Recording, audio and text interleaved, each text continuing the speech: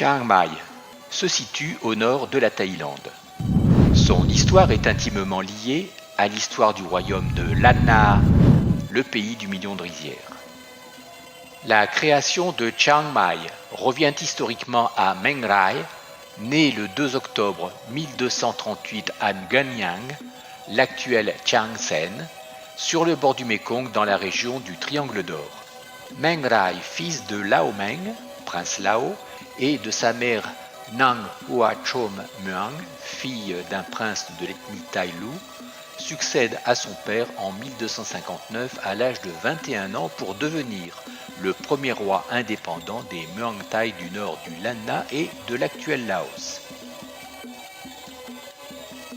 Meng Rai le Grand conquiert Chiang Rai, où il installe la capitale du royaume du Lan Na, fait construire Chiang Mai en 1296, fortifié pour résister aux prétentions des Mongols, et y transfère sa capitale. Le Lan Na absorbe peu à peu les différentes cités-États de la région. À l'époque de sa magnificence, le Lan Na recouvre le nord de la Thaïlande, le nord-ouest du Laos, une partie du sud du Yunnan en Chine, le nord-ouest du Vietnam et une partie d'est de la Birmanie. À la mort de Meng Rai le Grand en 1317, le Lan Na sombre dans l'instabilité, tombe sous la domination birmane durant 2 siècles. Il est définitivement annexé par le royaume siamois en 1884 sous le règne du roi Rama V, lequel épouse par raison d'État une princesse royale de Chiang Mai, Dara Rasmi. Toutefois, le royaume Lan Na a légué un héritage culturel étonnant, toujours présent par la langue thaï du Nord, le thaï muang, l'art textile comme le mohop, chemise typique du Nord, une gastronomie Lan Na boudant les épices fortes pour privilégier les saveurs légères, subtiles, parfois sucrées. Le festival Yiping Loi Krathong marque le début de la moisson du riz entre novembre et décembre. La cité est encore entourée des anciennes douves des fortifications.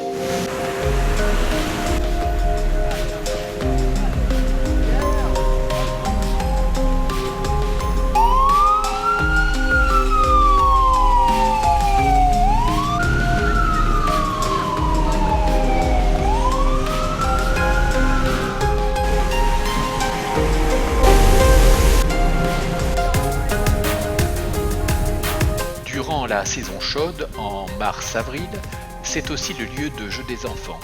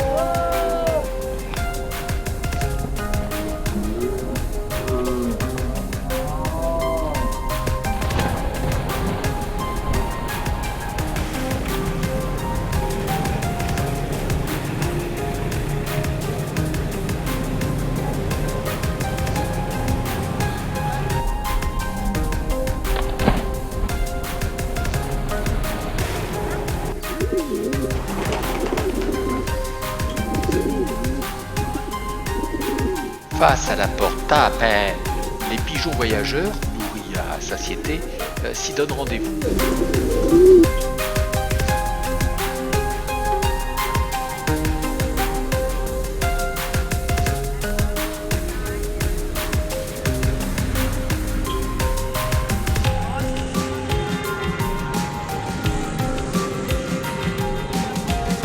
La tour Ta Pen, la porte Ta Pen, la porte est de la cité.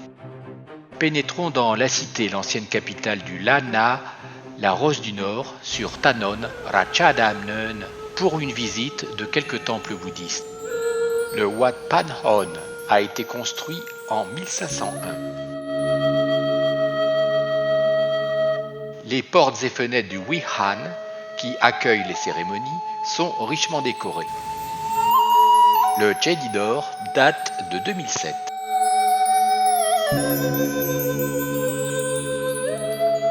Le Jedi présente sur ses 4 faces une niche rouge abritant une statue du Bouddha.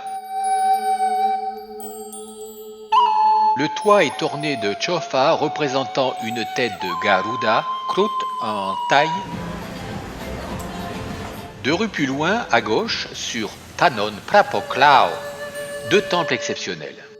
Le Wat Pantao, l'un des plus anciens Wat de Chiang Mai, dont la construction en teck a débuté fin du XIVe siècle, était à l'origine une salle du trône d'un roi de Chiang Mai. Juste voisin, le Wat Jedi Luang. La visite commence par cette chapelle aux fresques nouvellement rénovée, mais interdite aux femmes comme l'indique le panneau mettant en cause leur menstruation, sans doute une notion d'impureté ancrée dans la croyance populaire.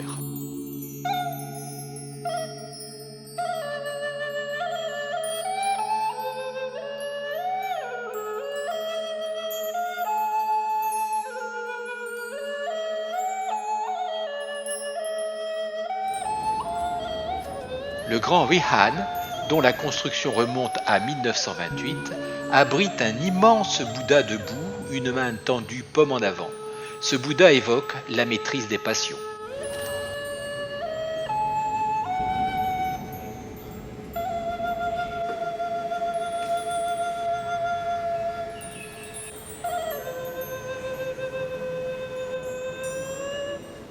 La construction du Jedi a débuté en 1391. À l'origine, c'était un pavillon royal abritant les cendres d'un roi. Le Jedi ne sera achevé que 84 ans plus tard. Le monument mesure 44 mètres de largeur et 85 mètres de haut. Vers 1545, un tremblement de terre a détruit une partie du sommet du Jedi. Ce n'est qu'en 1990 que l'UNESCO et le gouvernement japonais ont entamé les travaux de restauration et ajouté les 2 Wihan modernes.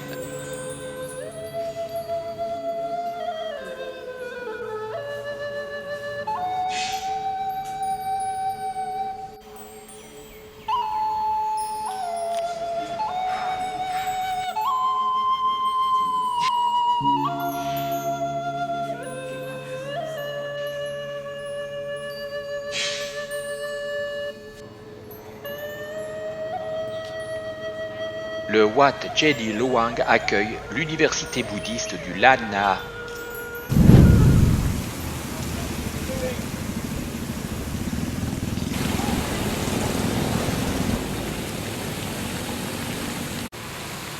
La nuit, la vie est toujours active autour des douves qui enserrent la cité.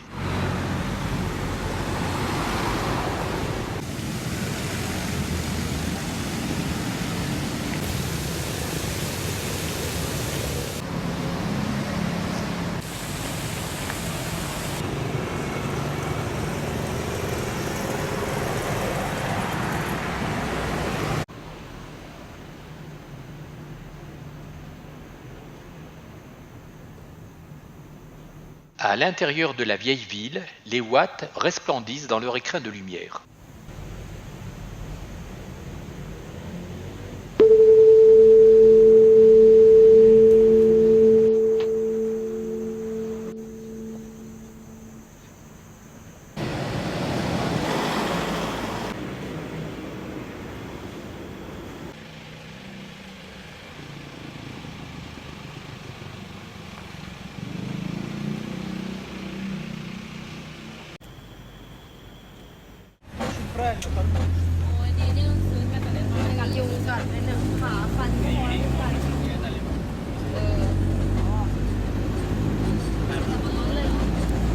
L'heure de rentrée est arrivée pour une visite matinale demain au zoo de Chiang Mai.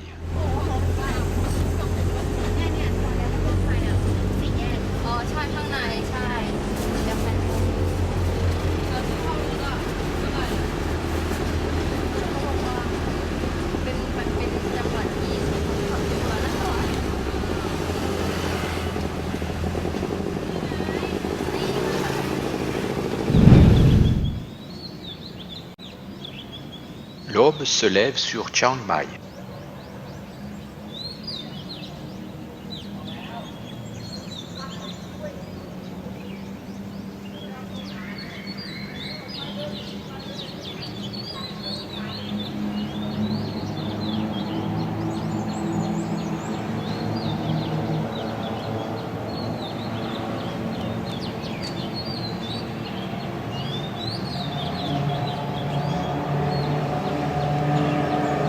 Le zoo se situe sur le flanc de cette montagne.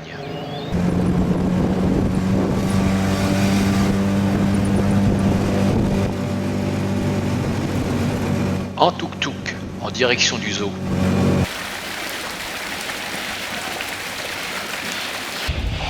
Accueil par les Flamants Roses. Le zoo a été fondé en 1952 par un missionnaire des États-Unis et couvre 85 hectares. Lara bleu, jaune d'or, front vert, aile bleu turquoise. Lara chloroptère, rouge, à aile verte. Ovis aries, le mouton, l'un des premiers animaux à avoir été domestiqué par l'humain. La girafe africaine a une hauteur de 4,30 m, un long cou de 7 cervicales.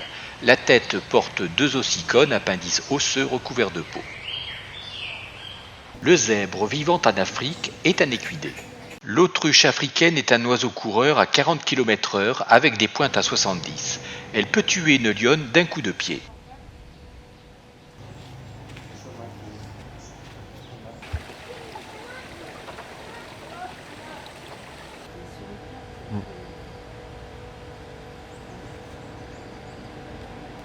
Le suricate, la sentinelle du désert, vit en colonie dans le sud-ouest de l'Afrique. Une paupière transparente protège les yeux lorsqu'il creuse le sable. L'éléphant d'Asie, plus petit que l'Africain, vit en troupeau mené par une femelle. Le mâle mesure 3 mètres pour une masse de 4 tonnes. L'éléphant d'Asie a de petites oreilles. L'éléphant d'Asie ne présente qu'un seul doigt préhensile au bout de la trompe, laquelle résulte de la fusion de la lèvre supérieure et du nez. Elle comporte 100 000 à 150 000 muscles.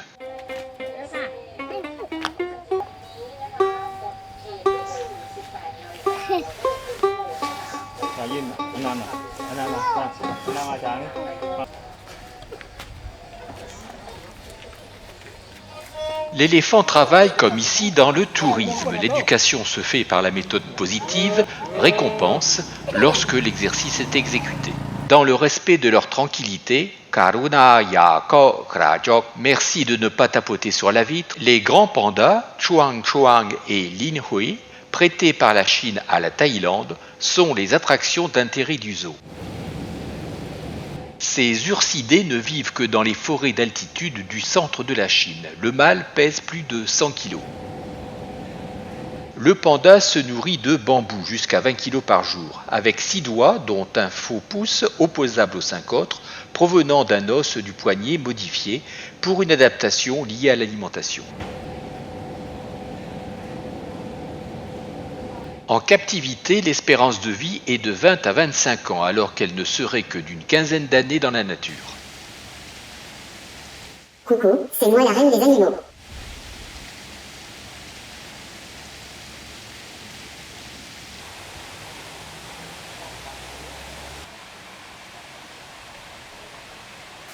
Ces gibbons facétieux vivent en liberté dans le parc.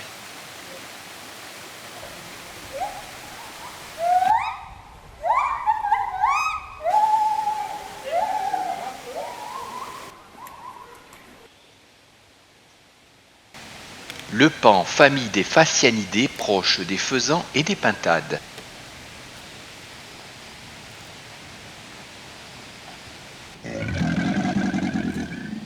Crocodile et alligator.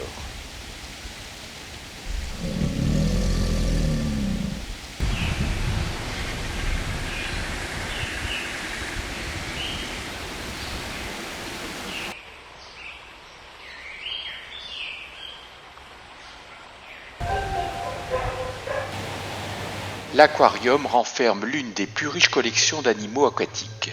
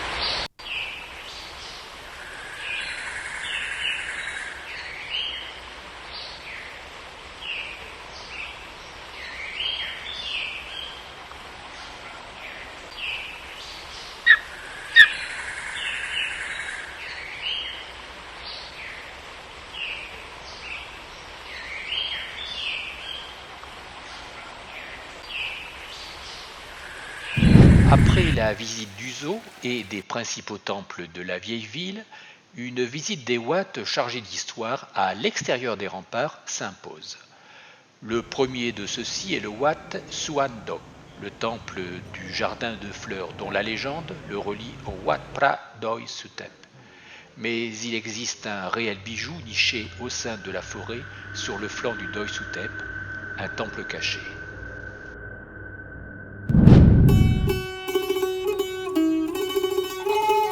La construction du Wat Suandok, le temple du jardin de fleurs, remonte vers 1371. C'était un lieu dédié au plaisir des souverains de Chiang Mai.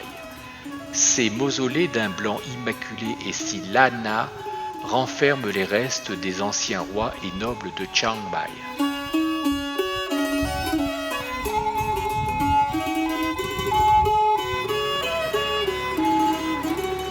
Le Wihan, salle de prière construite en 1932, est unique avec sa grande structure à côtés ouverts. Ce Wihan présente un Bouddha assis en position de méditation tourné vers l'est. À l'opposé, dos à dos, un immense Bouddha debout regarde vers l'ouest, une botte de paille dans la main.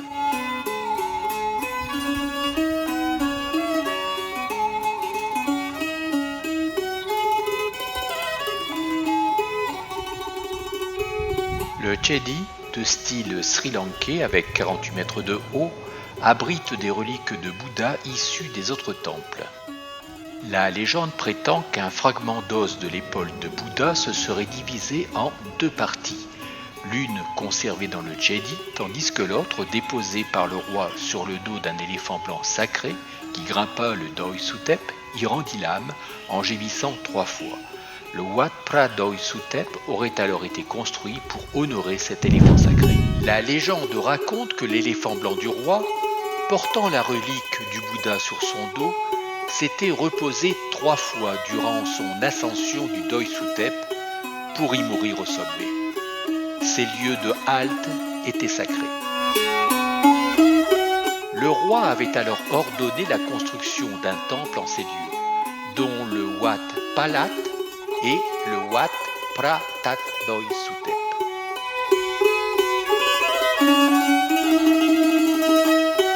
L'entrée du Wat Palat est gardée par 2 lions géants à tête humaine.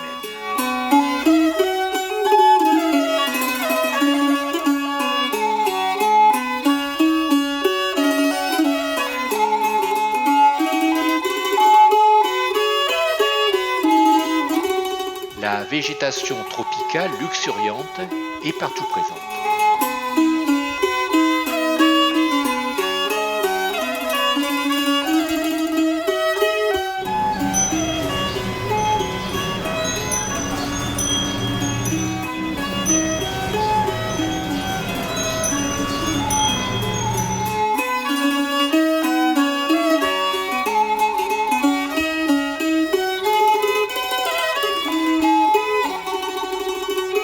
Cette statue n'est pas sans rappeler le passage de l'éléphant sacré.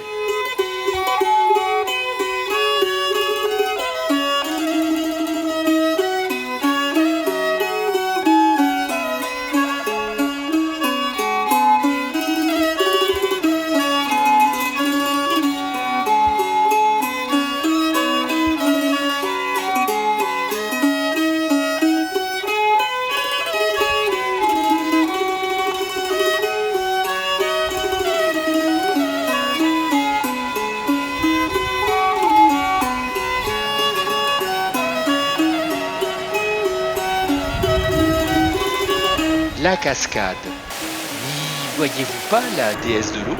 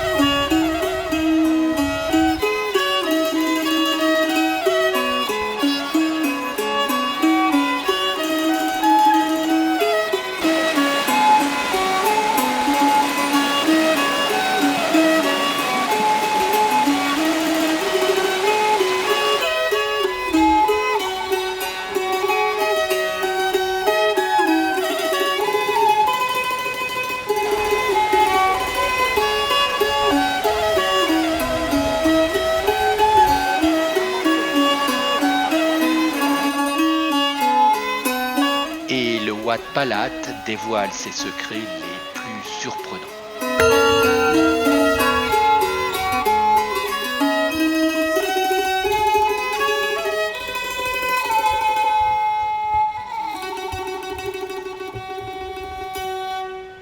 Selon la légende, le roi Nu Naon a ordonné la construction du Wat Phra Doi Suthep Ratwara Wihan à l'emplacement de la mort de l'éléphant sacré.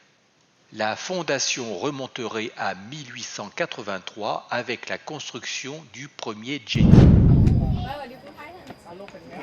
Au pied du temple, c'est un escalier de 306 marches qui attend le visiteur.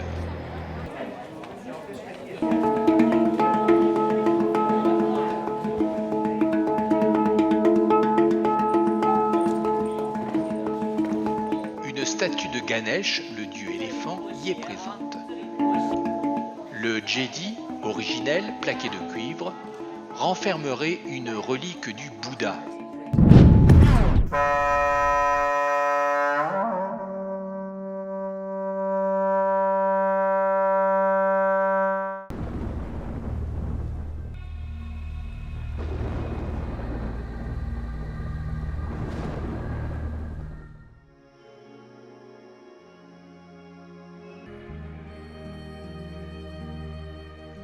Selon la légende, un moine de Sukhothai a vu en rêve un dieu lui ordonner d'aller chercher une relique du Bouddha dans un village.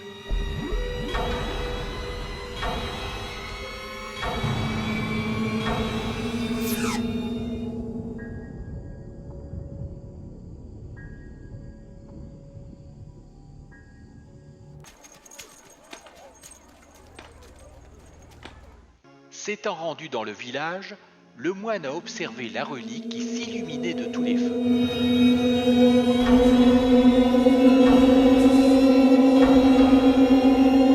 Le moine a alors pris la relique. นี่คือพระบรมสารีริกธาตุ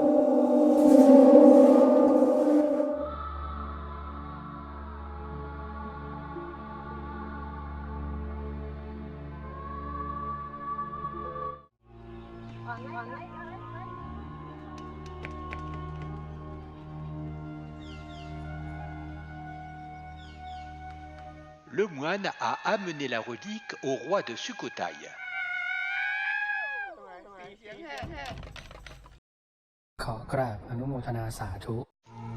Malheureusement, la relique n'a alors exprimé aucun de ses pouvoirs magiques. ขอถวายพระบรมสารีริกธาตุกลับคืนแด่ท่าน Le roi du Lanna, qui avait entendu parler de la relique, a fait venir le moine. Le moine a apporté la relique au roi du Lanna, le pays du million de rizières.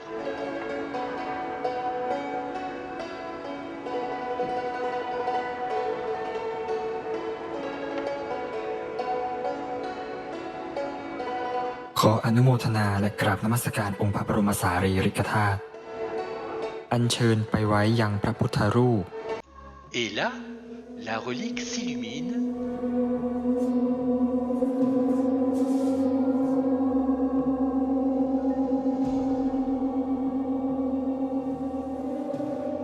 La relique se déplace. Elle se divise en deux parties, une partie égale à elle-même et une partie plus petite. นี่คือพระบรมสารีริกธาตุขององค์พระพุทธเจ้า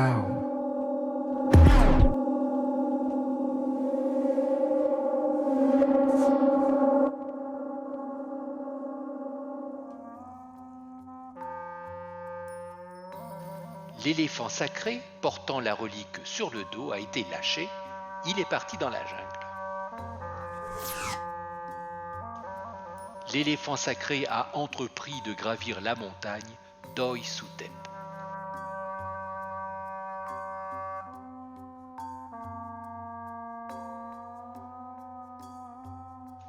Arrivé en haut, l'éléphant blanc s'est couché, épuisé. Il a gémi 3 fois.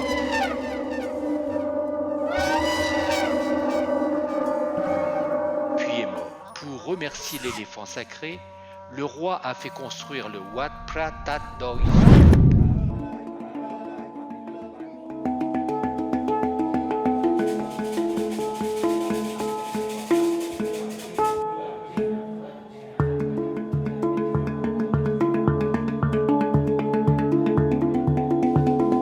Ici, bénédiction des fidèles par un moine.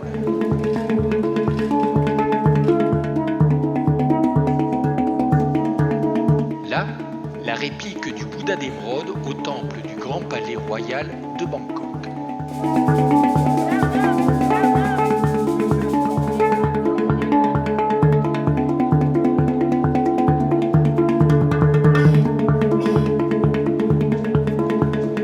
La déesse de l'eau.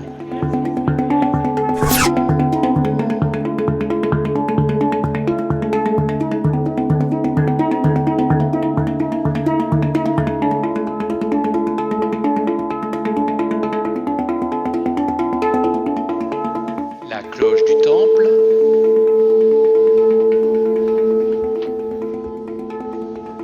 Le roi Mangrai, fondateur de Chiang Mai, roi du Lanna.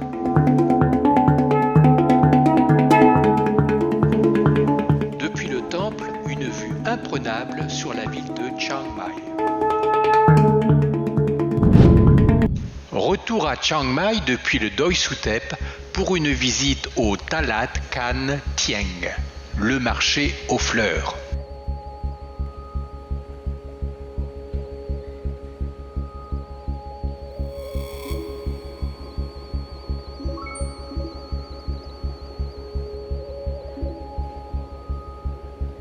On y trouve de nombreux poissons d'aquarium, l'aquariophilie étant très prisée des tailles.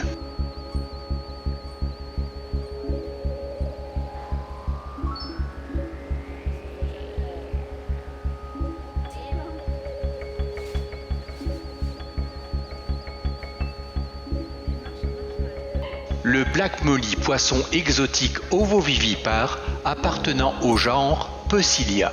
Le guppy, également de la famille des Peucillidae, est très gourmand en larves de moustiques. En France notamment, il a le statut juridique d'animal de compagnie.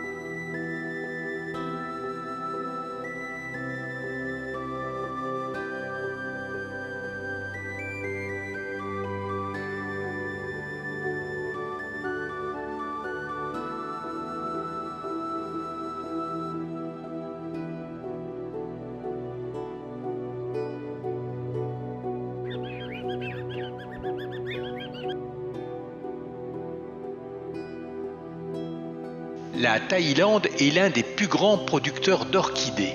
Ici le classique Phalaenopsis ou orchidée papillon.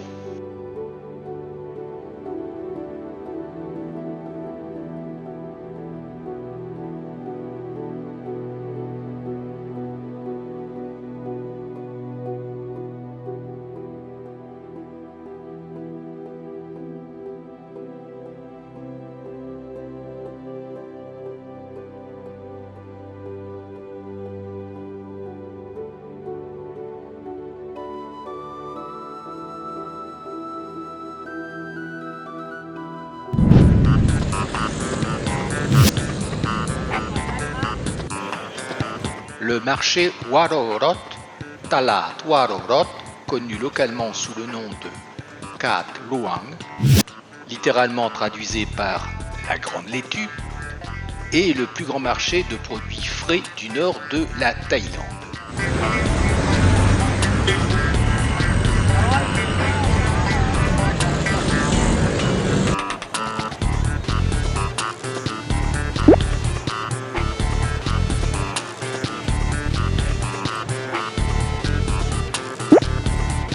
À l'origine, ce lieu était réservé aux cérémonies funéraires des souverains de Chiang Mai.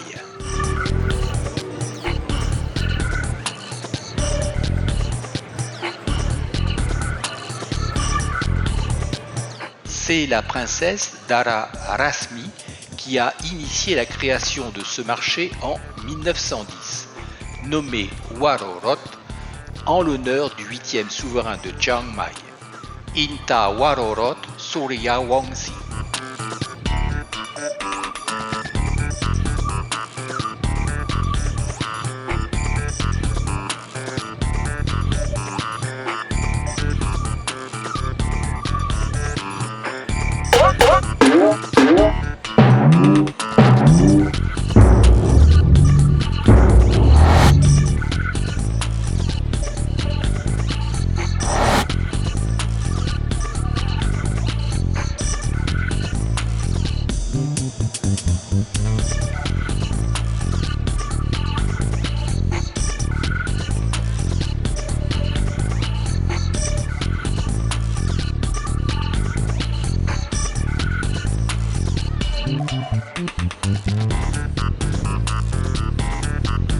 Une jolie collection d'ananas en provenance de Phuket, Saparot Phuket, comme l'indique l'affiche en taille. À Chiang Mai, Yipeng, le festival du Lan Na, coïncide avec Loy Krathong, lequel est célébré dans les pays du sud-est asiatique. Ce festival se déroule le soir de pleine lune du 12e mois du calendrier lunaire thaï, lequel correspond au second mois du calendrier lunaire du Lan Na, c'est-à-dire vers la mi-novembre. Yi signifiant 2, Peng le jour de pleine lune. Yipeng est la fête des lanternes flottantes selon l'aspect que ces Komloi ont dans le ciel où ils semblent flotter. Le festival commence par des danses traditionnelles sur la place des 3 rois de Chiang Mai. Il ne s'agit pas des rois du Siam, mais des rois du Lan Na au temps de son indépendance.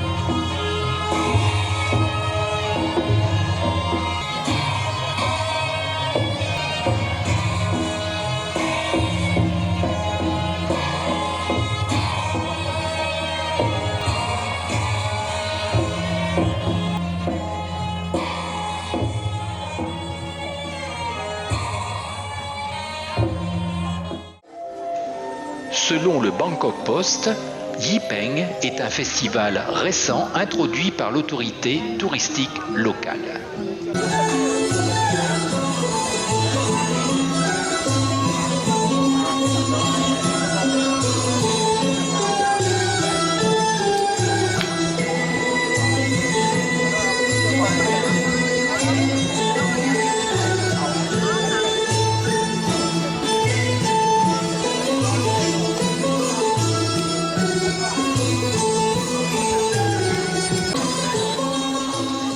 Mais ce magnifique spectacle n'est pas sans poser problème, telle l'annulation de 78 vols à l'aéroport de Chiang Mai du 3 au 4 novembre 2017, sans compter les lanternes flottantes échouées dans la zone aéroportuaire. À Bangkok, les khom loi sont interdits et valent 3 ans d'emprisonnement et ou une amende de 60 000 bahts, soit 1800 €. De quoi faire réfléchir les contrevenants. Direction vers la rivière Ping, d'où sont lâchées les lanternes.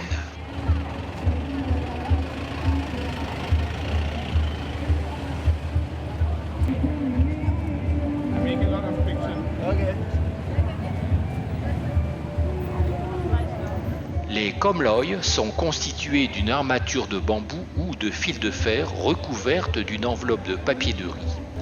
La bougie fixée à la base, une fois allumée, chauffe l'air et fait monter la lanterne dans les airs.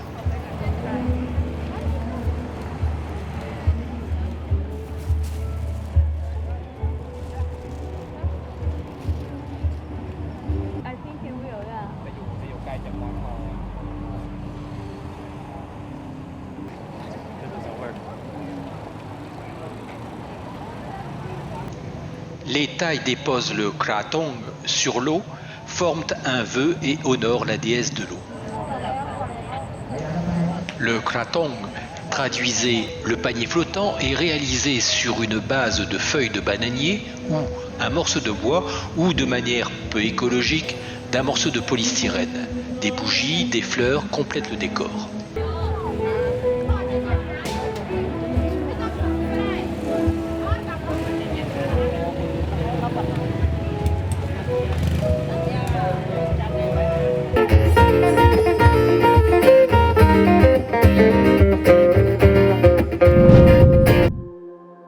En route vers le point culminant de la Thaïlande, Doi Inthanon à 2565 mètres, dans la province de Chiang Mai, à une centaine de kilomètres au sud-ouest de Chiang Mai. C'est un périple d'environ 2 heures pour atteindre ce massif granitique de la chaîne Thanon Thong Chai.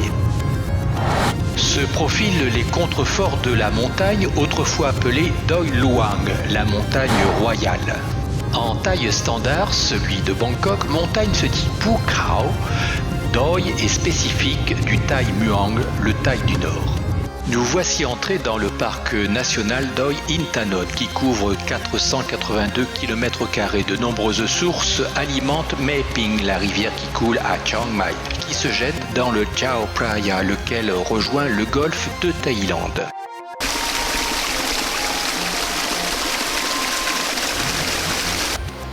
Namtok Wachiratan, la cascade Wachiratan.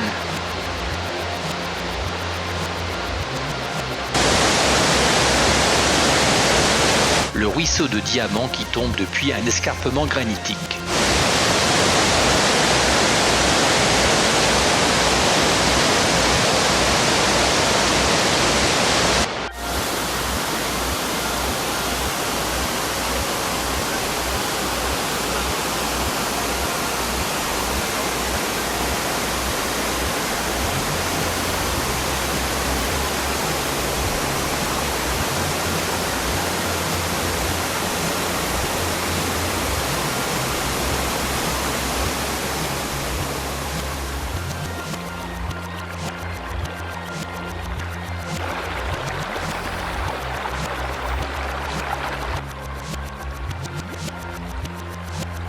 Les Rotsong Teo Si Loang, les taxis jaunes collectifs qui desservent le village Karen de Ban Song At. Autrefois, la culture du pavot y était florissante. La politique de reconversion, impulsée par le roi Rama IX, a transformé cette culture en production de légumes biologiques qui alimentent le palais royal à Bangkok. Le tourisme est une ressource importante favorisée par les paysages et la biodiversité de la région.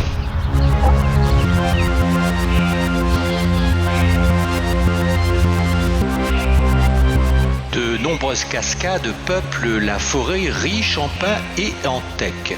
Direction vers la cascade Siritan.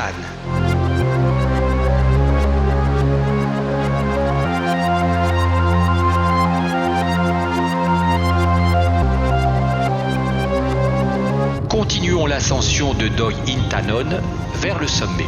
En pleine saison chaude et sèche, en cette fin de matinée, la température n'est pourtant que de 17 degrés.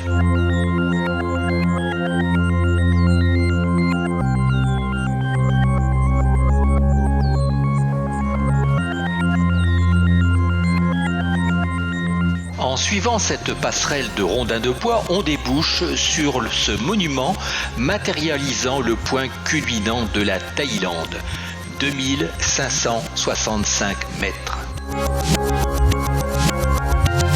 Ce monument funéraire renferme les cendres du prince Inta Wichayanon, dernier roi de Chiang Mai, qui ont été transférés au sommet de la montagne en 1915.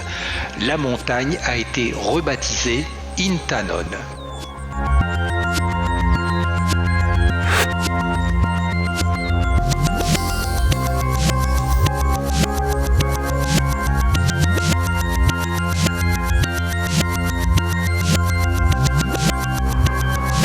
La station radar météorologique.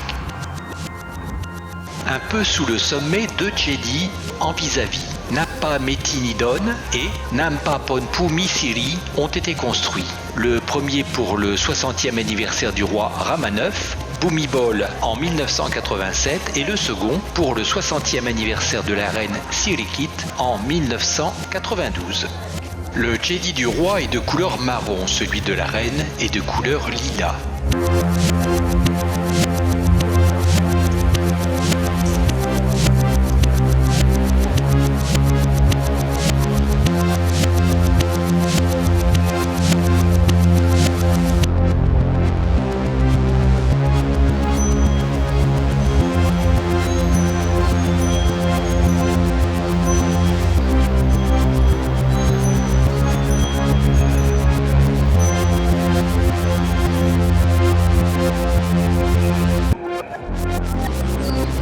Un jardin fleuri entoure les deux pagodes.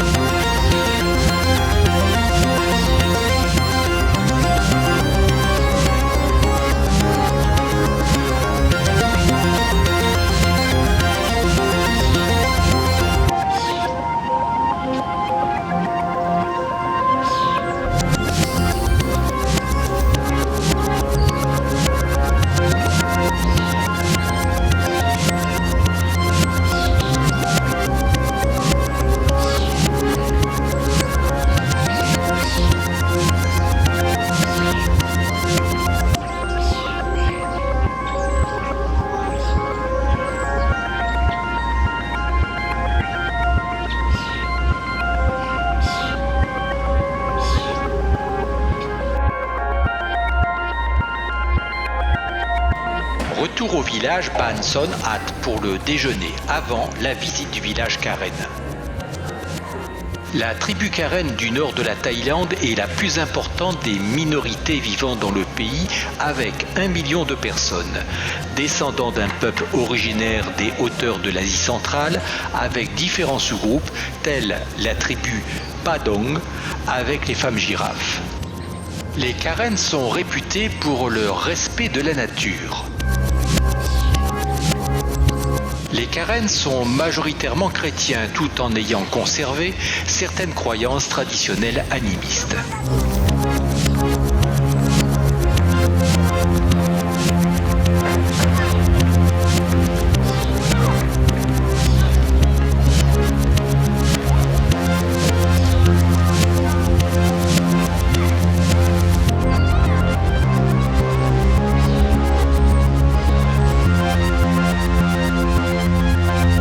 Le tissage au moyen de métiers à tisser rudimentaires est fréquent dans les tribus minoritaires du nord de la Thaïlande. Un moyen de confectionner les habits traditionnels mais aussi d'autres objets destinés à la vente aux touristes.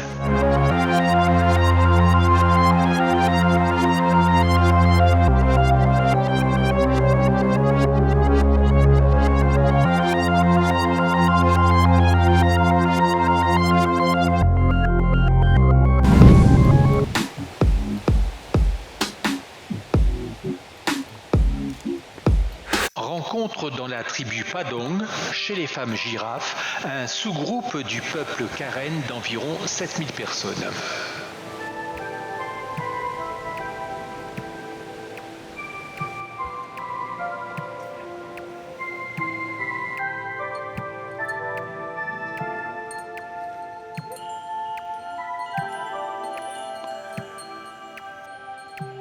Dans le respect de la tradition, les femmes portent une parure en forme de collier spiral en laiton autour du cou.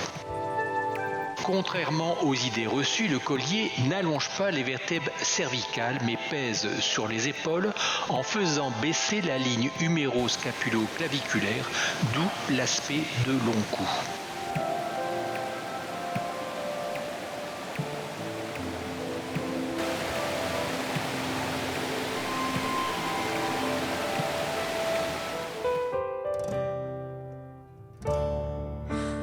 อยากจะขอบคุณที่รู้ใจเข้าใจสิ่งดีๆที่ให้มาอยากจะขอบคุณที่สัญญาว่าใจไม่มีวันหา